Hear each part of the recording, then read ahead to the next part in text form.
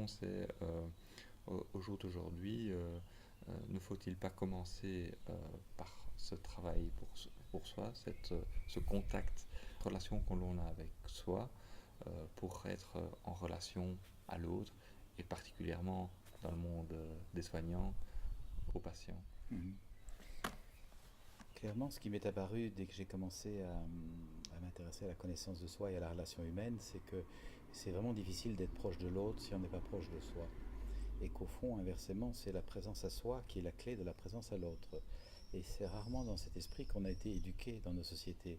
Tout ce qui est de l'ordre de la présence à soi, attention pour soi, est encore assez connoté égoïsme, narcissisme, égocentrisme, sans ce qui peut être le cas si c'est vécu de façon avec une conscience étroite et qui cependant se révèle juste l'inverse si c'est vécu avec une conscience élargie. Plus je comprends l'humain en moi, plus j'ai des clés pour comprendre l'humain en l'autre, plus je développe une vie intérieure pacifiante, plus je suis pacifié et disponible pour être attentif à l'autre quand il est en colère, quand il est déçu, quand il est découragé, et encouragé par mon attitude à retrouver un climat de pacification. C'est ce qui me fait dire qu'un citoyen pacifié est un citoyen pacifiant. C'est-à-dire qu'il est tout sauf passif à attendre dans son coin. Il est au contraire pacifiant activement là où il est par son attitude, parce qu'il comprend bien les enjeux de la colère, de la tristesse, du désarroi. Il sait gérer ça à l'intérieur quand ça arrive, parce que ça arrive bien sûr. Eh bien, il sait comment accompagner l'autre dans ces états-là. Et ça me paraît effectivement tout à fait citoyen. C'est pour ça que je parle d'intériorité citoyenne dans mon livre qui s'appelle Du je au nous. Du je au nous, ça veut dire qu'en comprenant mon je, ben je comprends ton tu et nous allons créer du nous. Ce qui est vraiment notre aspiration, je crois profondément. Nous cherchons comme êtres humains à sentir que nous appartenons, que nous sommes reliés, que nous sommes soutenus, que nous développons des relations qui sont riches, fécondes, fluides, authentiques. Et c'est ça vers quoi nous aspirons profondément, je pense. Moi, j'observe les humains depuis plus de 20 ans dans les cycles et saisons de l'existence, les méandres de la vie, et il me semble bien que ça, c'est un dénominateur commun. Nous voulons vivre des relations vraies, profondes, fécondes et fluides, avec soi, avec l'autre, avec la vie. Et c'est pas forcément ça que nous vivons, curieusement. Et donc, ces compétences de l'ordre de l'être, parce que nous sommes très compétents sur le plan du faire, mais ces compétences de l'ordre de l'être ont besoin d'être développées et il existe des outils pour ça et c'est ça que je veux faire connaître par mon travail. Par rapport à l'épidémie, entre guillemets, de burn-out que l'on rencontre dans le monde du soignant, on sent que beaucoup de soignants sont investis de vouloir bien faire, n'arrivent plus forcément dans les conditions à ressentir du sens par rapport à cela. Et pour moi, le burn-out, c'est presque une maladie du sens. Parce que Je souscris à ça, c'est vrai que si nous ne sommes pas vigilants à ce qui fait sens pour nous, ce qui nous réjouit, ce qui nous enchante, ce qui nous apporte des états d'émerveillement et de profond contentement, en sorte de pouvoir reproduire ces états régulièrement, si nous ne sommes pas vigilants à cette hygiène de discernement de conscience et d'alignement sur notre être profond, le risque c'est que nous quêtions, parfois de façon désespérée, à l'extérieur une sorte de stimulation qui peut se révéler une surstimulation à laquelle nous devenons addicts. Exactement comme quand on prend un peu de substance pour se détendre, on trouve ça bien, alors on en prend de plus en plus et puis finalement on devient addict et on a perdu l'objectif qui était simplement d'être bien, d'être détendu, on devient accro. Et donc le risque effectivement c'est de devenir accro à ce rythme effréné puisque nous n'avons pas trouvé un rythme juste, un rythme posant, pacifiant en nous. Et l'on voit bien de nouveau la dimension d'intériorité. Nous avons besoin de rétablir dans nos vies une hygiène de conscience, de fréquentation de notre vie intérieure pour savoir ce qui nous pose et nous repose, connaître nos limites et, avec ce travail de connaître nos limites, pacifier notre rapport au temps. Un des gros enjeux de la course qui génère le burn-out, c'est la lutte contre le temps, qui est une lutte perdue d'office. Nous avons donc, et j'en parle en connaissance de cause, la raison pour laquelle je suis entré en thérapie alors que j'étais encore avocat, c'est que je courais tout le temps comme un fou et que je me suis dit mais c'est pas le sens de la vie de courir comme un fou d'une chose à l'autre en étant haletant.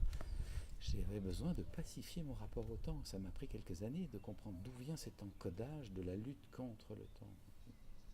C'est un certain investissement, mais dont je goûte aujourd'hui infiniment les bénéfices, c'est de vivre à un rythme doux. Et je pense que notre humanité a besoin d'apprendre à vivre à un rythme doux, un rythme respectueux de sa nature, qui va l'inviter à être respectueux de la nature. Parce que je pense que de plus en plus de nos contemporains réalisent bien que la maltraitance faite à la nature et aux ressources naturelles est au fond le reflet spectaculaire d'une maltraitance que nous perpétrons contre nous-mêmes. Nous ne connaissons pas la nature, nous ne la respectons pas, nous la violentons, nous vivons à des rythmes qui ne sont pas du tout les nôtres, nous négligeons des parties entières, des pans entiers de nos personnalités.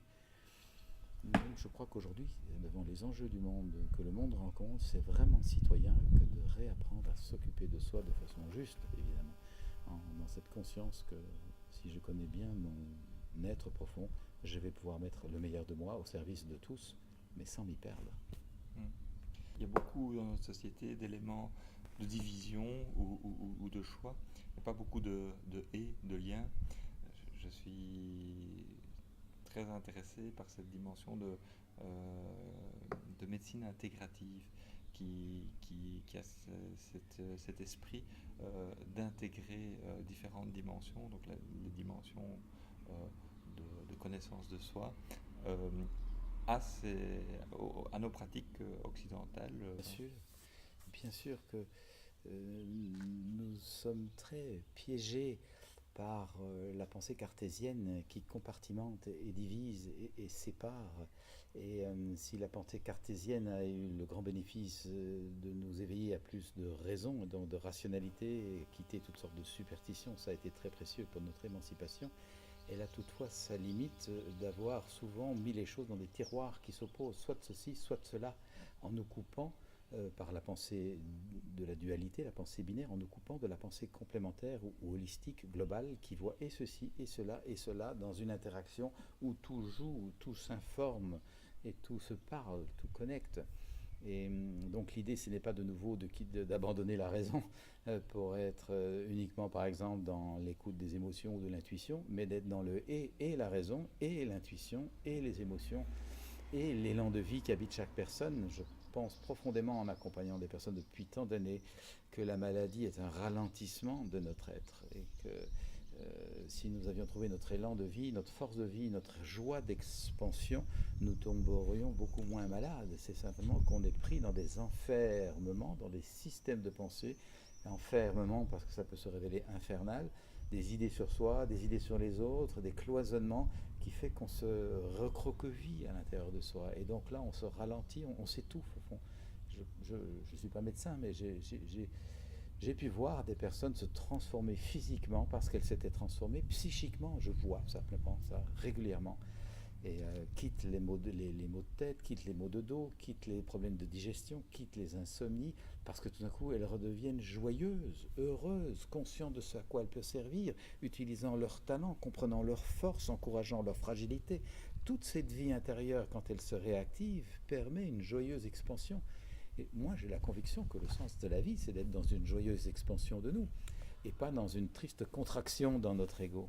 Et ça s'apprend de nouveau. Donc, je vous rejoins certainement dans cette intention de rouvrir le discernement pour accueillir tous les enjeux, et pas seulement une partie plus rationnelle qui a le risque de fragmenter, de séparer.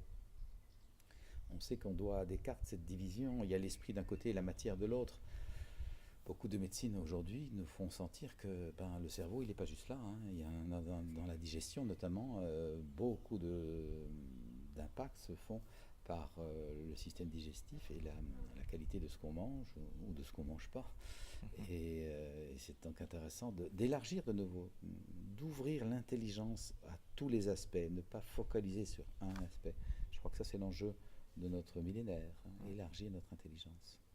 Il y a un maître de tai chi, Vladi Stevanovic, qui expliquait que le soignant, s'il voulait vraiment être le représentant, il devrait pouvoir vraiment intégrer toute cette dimension pour que, à la limite, dans la rue, on le reconnaisse de loin en disant oh, ça doit être un soignant. C'est ça, tellement ça se voit. Tellement ça se voit. J'ai eu une expérience qui m'a beaucoup touché il y a quelques années dans un groupe de connaissance de soi que j'anime sur 5 jours. Il y a un jeune homme, vraiment, je sais pas, 35 ans si je me souviens, qui arrive en disant je suis désolé, j'ai un diabète qui vient de se déclarer il y a peu de temps, je vais devoir m'absenter souvent pour faire ma piqûre. Et bon, bien sûr, on comprend tout à fait ça. Et il ajoute, j'ai la conviction que pendant ces 5 jours, je vais pouvoir mieux comprendre ce qui se passe en moi, et si pas supprimer, en tout cas diminuer les doses. Bon, de nouveau, moi je ne suis pas médecin, je ne sais pas, mais j'aime bien cet élan de se dire, ben, je peux peut-être m'auto-guérir en comprenant mieux mon fonctionnement. Et effectivement, au troisième jour, il nous dit, j'ai depuis hier diminué par 2 mes injections, je n'en ai pas besoin de plus pour le moment. Et alors on dit, à quoi tu attribues ça? Mais à la douceur, à l'empathie. Je me sens écouté, rejoint, j'apprends à m'écouter, à me rejoindre, je m'apporte à moi-même de la douceur, de la suavité, et je pense que ça aide mon organisme.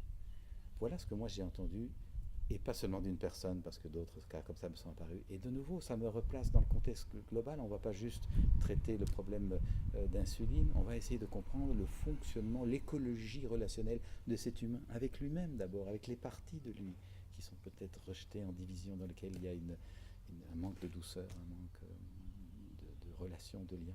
Voilà, je trouve ça un exemple éclairant, Ça, ça, inspirant. ça m'évoque une des citations que j'aime beaucoup du Dalai Lama, qui nous dit simplement, il dit, la bonne pratique, c'est celle qui marche.